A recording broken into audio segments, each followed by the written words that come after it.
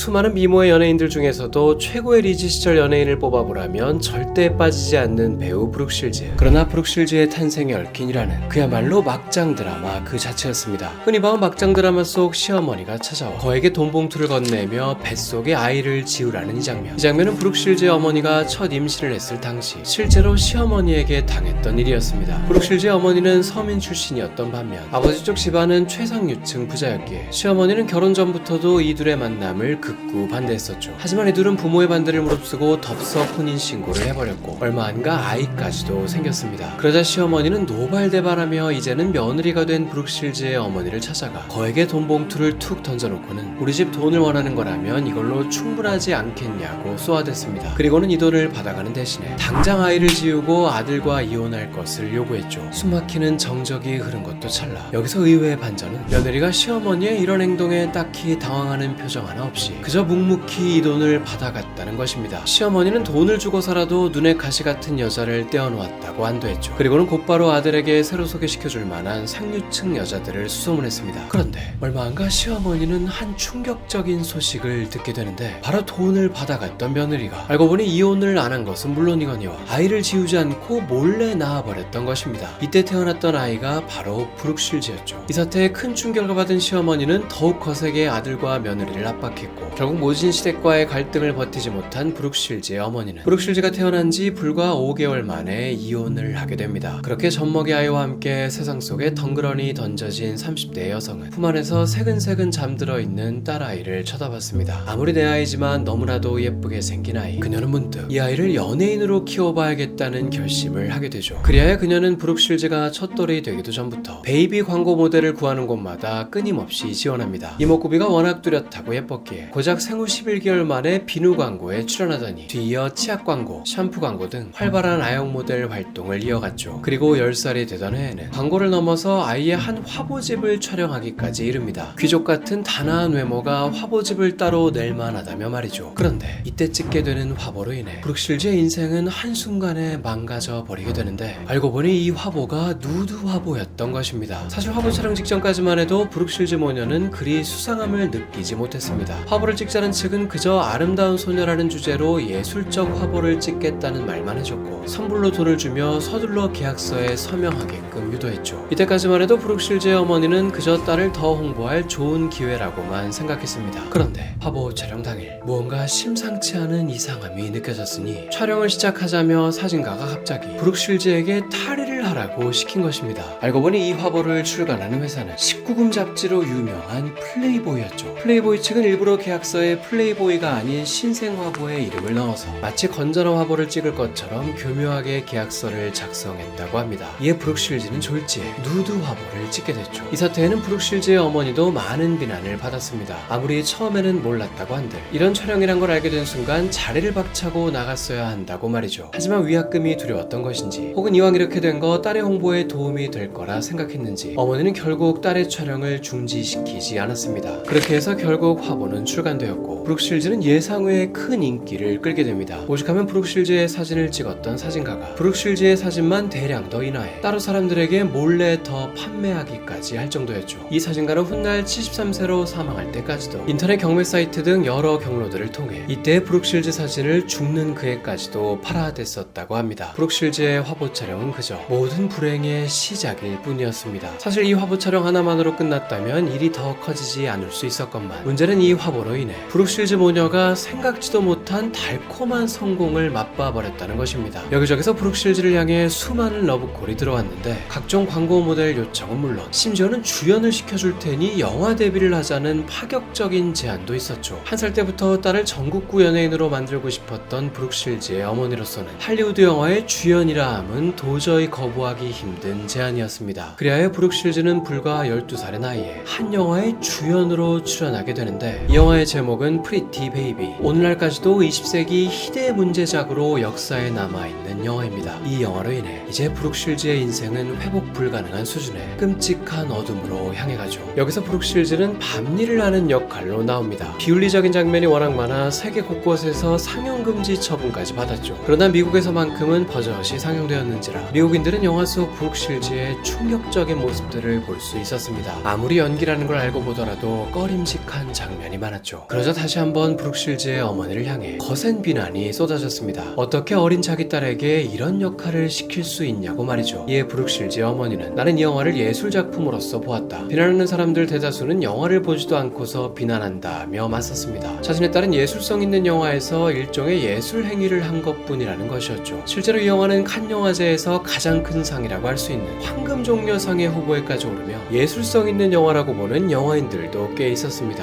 이렇듯 이 영화가 예술 영화냐 아니냐에는 의견이 갈리지만 모두가 한마음으로 극찬하는 서비스가 있습니다. 바로 오늘 영상의 스폰서 노드VPN을 소개합니다. 구독자분들의 수많은 후기로 입증된 노드VPN을 무료 사용할 수 있는 방법까지도 알려드릴 테니 잠시 시청 부탁드립니다. VPN이란 온라인상에서 국가 제한이 걸려있는 모든 서비스를 이용 가능하게 해주는 어플입니다. 이는 넷플릭스를 비롯한 여러 사이트에서 더 볼 수 있는 것들이 많아지죠. 예를 들어 한국 넷플릭스에서는 검색해도 안 나오는 브룩실즈의 19금 노출 영화 블루라군은 노드VPN을 이용하면 이렇게 클릭 한 번만으로 접속 국가를 바꿔 영국 넷플릭스 서버에서 바로 시청할 수 있으며, 일본 서버에선 한국 서버에 없는 명탐정 코난 전 시즌을 볼 수 있고, 영국 서버에서는 해리포터 전 시리즈를 볼 수 있습니다. 노드VPN은 수많은 VPN 중에서도 최상급 속도로 유명하며 성가신 팝업 광고도 차단해주고 개인정보 또한 보호해주는 기능도 있습니다. 지금 저희 추천 링크로 가입하시면 무려 75% 할인된 가격인 한 달에 3,000원대에 이용하실 수 있습니다. 커피 한 잔의 가격으로 10개의 기기까지 이용 가능하며 저희 쿠폰 코드를 입력하시면 4개월의 추가 무료 이용도 더 얹어드립니다. 이래도 고민되시다면 30일 내 환불 보장을 하기 때문에 일단 한 달 동안 무료로 써보셔도 됩니다. 더보기란에 쿠폰 링크 남겨놓았으니 많은 관심 부탁드립니다.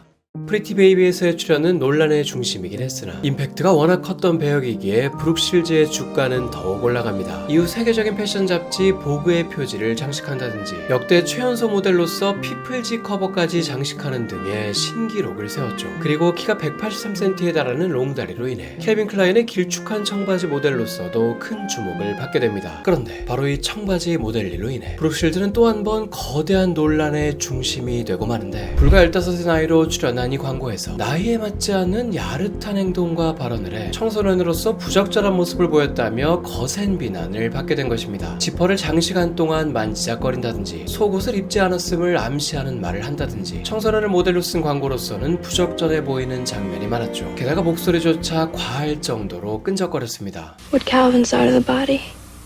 이 광고는 온몸을 베베꼬는 괴상한 포즈로도 화제가 되긴 했지만 뭐니뭐니 해도 가장 큰 이슈가 된 것은 광고 속 브룩실즈가 내뱉었던 이 대사였습니다. You want to know what comes between me and my Calvins? Nothing.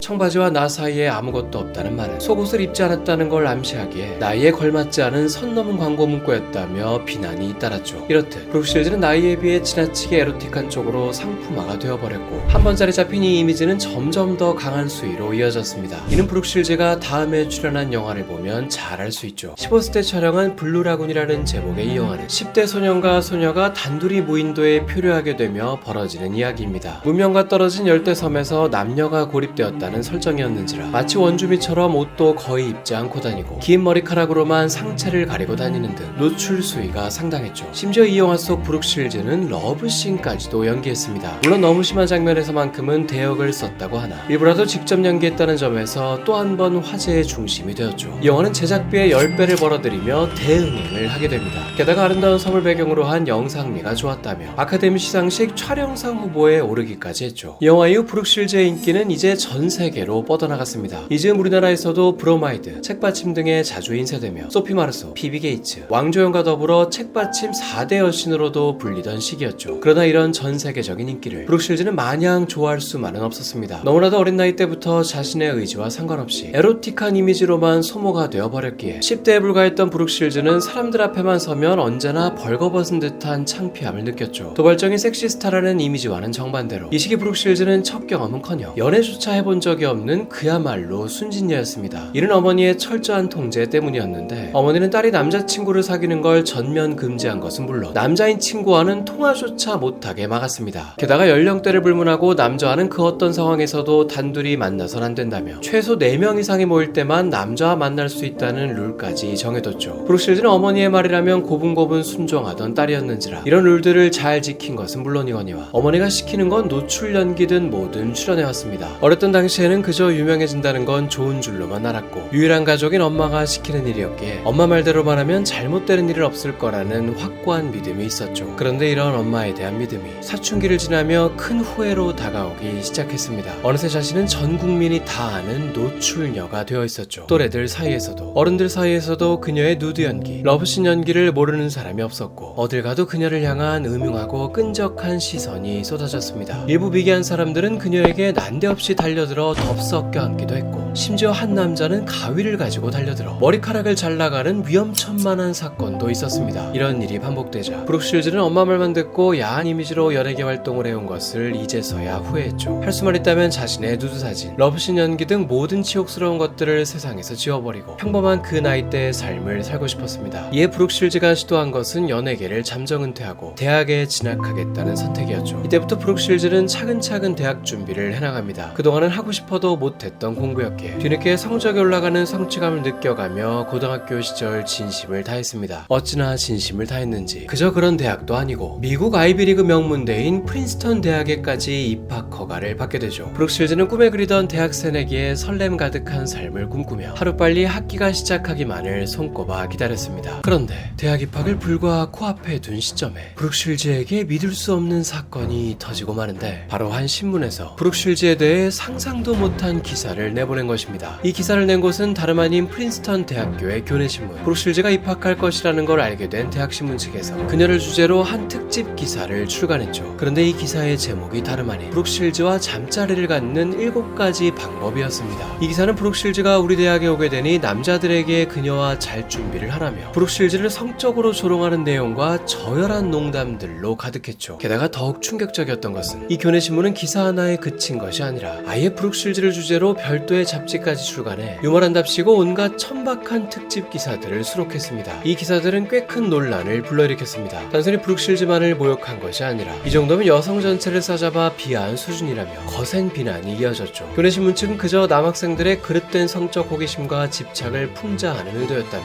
그저 유머였을 뿐이라고 주장했습니다. 그러나 브룩 실즈를 향한 범죄 행위를 연상시키는 표현까지 있는 등 선을 너무 넘어버린 내용이 많았어서 그런지 결국 학교 측은 신문의 편집장과 주요 기자들을 줄줄이 해임하고 남은 잡지들을 전량 소각하도록 지시하는 초강수를 두었습니다. 이 사건은 전국적으로 보도될 정도로 화제가 됐던 사건이기에 당연히 브룩 실즈의 귀에도 들어가게 되었죠. 자신이 그토록 설레게 기다려왔던 대학 생활을 앞두고 학교 선배들로부터 조리돌림을 당한 꼴이라 그 충격이 상당했습니다. 일각에서는 브룩 실즈가 프린스턴 입학을 취소하고 다른 학교로 진학할 것이라는 소문까지 돌았죠. 그러나 브룩 실즈는 예정대로 프린스턴에 진학했습니다. 입학 전부터 벌어졌던 불미스러운 일을 딛고 이곳에서 성실하게 4년간의 대학 생활을 하게 되죠. 프랑스 문학을 전공으로 우수한 성적을 거둬 약 30% 정도의 졸업생만 받을 수 있다는 우등 졸업생의 기준도 충족했습니다. 이 대학이 세계 최고 수준의 아이비리그 대학임을 고려해보면 이 우등 졸업을 위해 그녀가 얼마나 땀을 흘렸을지를 알 수 있죠. 학원만 해도 따라가기 벅찬 나날들이었지만 브룩 실즈의 대학 시절은 기상천외한 일의 연속이었습니다. 파파라치들은 캠퍼스뿐만 아니라 기숙사 건물에까지 몰래 잠입해 어떻게든 브룩 실즈의 대학 시절을 찍어내려 했죠. 어떤 이는 건물 환풍구 속에 하루 종일 숨어서 사진을 찍어대는 이도 있었다고 합니다. 심지어 일부 파파라치들은 기숙사 신입생들을 대상으로 브룩 실즈의 샤워하는 사진을 찍어오면 돈을 주겠다며 꼬시기까지 했죠. 이 소식을 친구들로부터 듣게 된 브룩 실즈는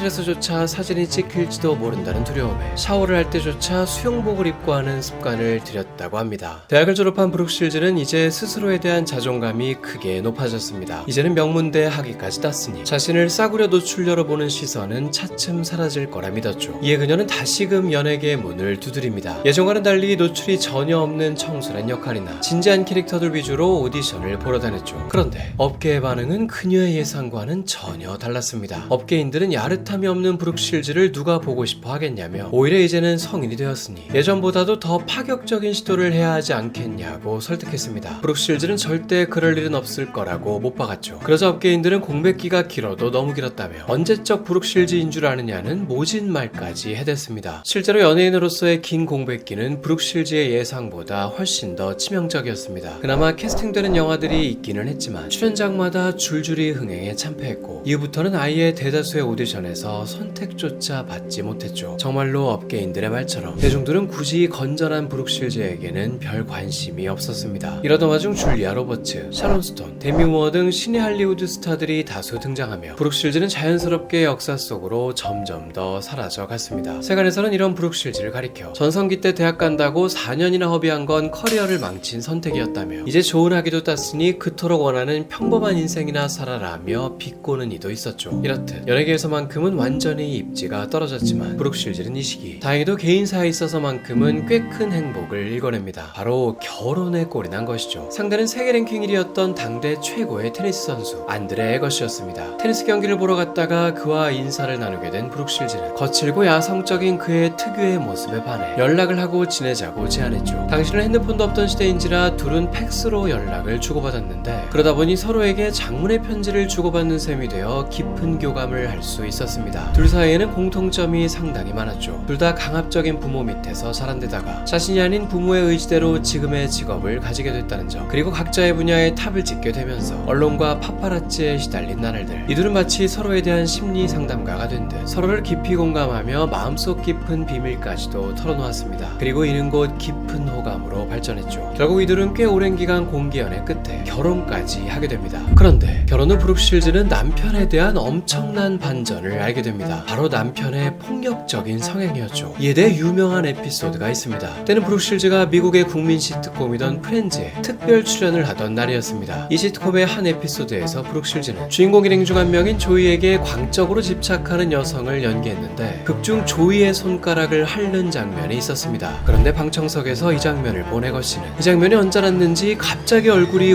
울그락불그락해지더니만 그대로 자리를 박차고 나갔죠. 그 길로 바로 집으로 거칠게 차를 몰고 가버린 에거씨는 집안에 있던 트로피 진열장으로 가서는 그가 수년간 피땀 흘려 일군 우승 트로피들을 가차없이 깨부셨습니다. 촬영이 끝나고 집으로 온 브룩실즈는 산산조각 나있는 트로피에 충격을 받았고 코미디 연기일 뿐인데 대체 왜 이렇게 화를 내느냐며 따졌습니다. 하지만 에거씨는 당신이 날 비웃음거리로 만들었어. 세상 사람 모두가 날 비웃을 거야 라는 과민 반응을 보이며 오히려 고래고래 소리를 질렀죠. 훗날 알려진 사실이지만 이 당시 에거씨는 극심한 약물 중독에 빠져있던 시점이었던지라 극도로 예민하고 불안한 심리 상태였다고 합니다. 브룩실즈는 당시만 해도 이 사실을 꿈에도 몰랐고 약 2년 후 에거씨가 직접 자신에게 털어놓고 나서야 너무나도 뒤늦게 남편의 중독 사실을 알게 됐죠. 트로피들을 깨부순 이 충격적인 사건 이후 에거씨의 증상은 점점 더 심해집니다. 약물 중독은 당연히 경기력에도 영향을 미치기 시작해 세계 랭킹 1위였던 그가 브룩실즈와 결혼하던 그해 무려 141위까지 폭락하고 말았죠. 반면 이 시기 브룩실즈는 코미디 연기 쪽으로 성공적인 전환을 이뤄내며 30대에 접어들어 제2의 전성기를 누리고 있었습니다. 특히 서든리 수잔이라는 시트콤으로 인해 골든글로브 여우주연상에 2번이나 후보에 올랐죠. 승승장구하는 아내와 끝없이 추락하는 남편, 이렇게 극과 극으로 갈린 부부의 커리어는 집안에 큰 긴장감을 드리우게 했습니다. 브룩실즈는 이 당시 성공적인 재기를 했음에도 집에만 오면 늘 남편을 달래고 눈치를 보느라 성공에 대한 기쁨을 온전히 즐기지도 못했죠. 이 시기 에거씨는 약물의 기운 때문인지 시도 때도 없이 날선 반응을 자주 보였다고 합니다. 하루는 브룩실즈가 남편에게 웃으며 내가 늙어서 살이 쪄도 날 사랑해줄 거냐는 질문을 한 적이 있었는데 이때 에거씨는 정색을 하며 당신이 살찌는 꼴을 내가 보고만 있을 거라 생각해? 절대 가만두지 않겠어 라는 말을 해 단순히 남편의 사랑을 확인받고 싶었던 브룩실즈로서는 큰 상처를 받았다고 합니다. 결국 이둘의 끝은 이혼이었습니다. 도화선이 되었던 건 에거씨의 중독 고백이었죠. 남편의 고백에 큰 충격을 받은 브룩실즈는 전문가의 도움을 받아보자고 권했지만 에거씨는 아무 소용없어라고 재차 말하며 치료를 거부했습니다. 이런 남편의 반응에 브룩실즈는 희망을 잃었고 아이가 생기기 전에 갈라지는 게 현명하다고 생각해 단호하게 이혼을 결심했습니다. 결혼 생활 2년 만이었죠. 브룩실즈는 그동안의 결혼 생활에 지쳐 이혼 이후 새로운 남자를 사귀고 싶지 않았습니다. 그러나 뜬금없이 브룩실즈의 반려견이 의도치 않게 한 남자를 데려왔죠. 사건의 시작은 브룩실즈가 실내에서 친구와 만나던 중 갑자기 반려견이 쏜살같이 바깥으로 뛰쳐나가며 시작됐습니다. 당황해하며 쫓아가던 브룩실즈에게 때마침 건물 밖에 있던 한 남자가 반려견을 붙잡아 데려와 주었죠. 브룩실즈는 감사 인사를 하고는 다시 안으로 들어왔는데 이때까지만 해도 브룩실즈는 그저 친절한 남자였다고 생각하며 금세 잊어버렸다고 합니다. 그런데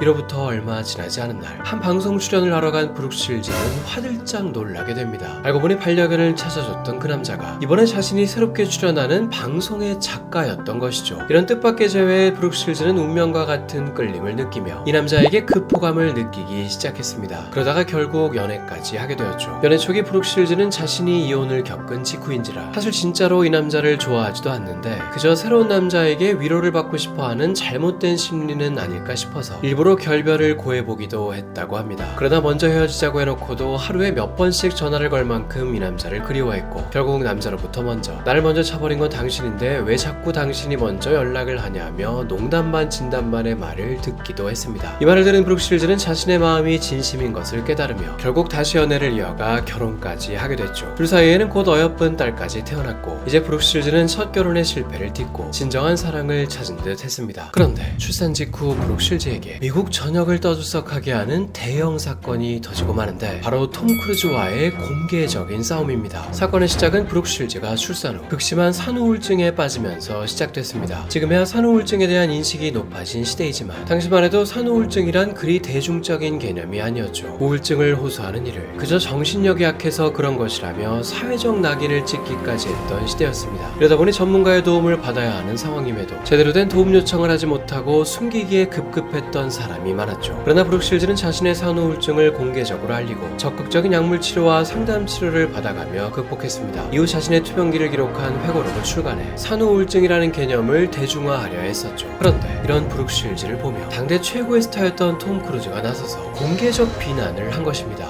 If antidepressants work for Brooke Shields, why isn't that okay? I disagree with it.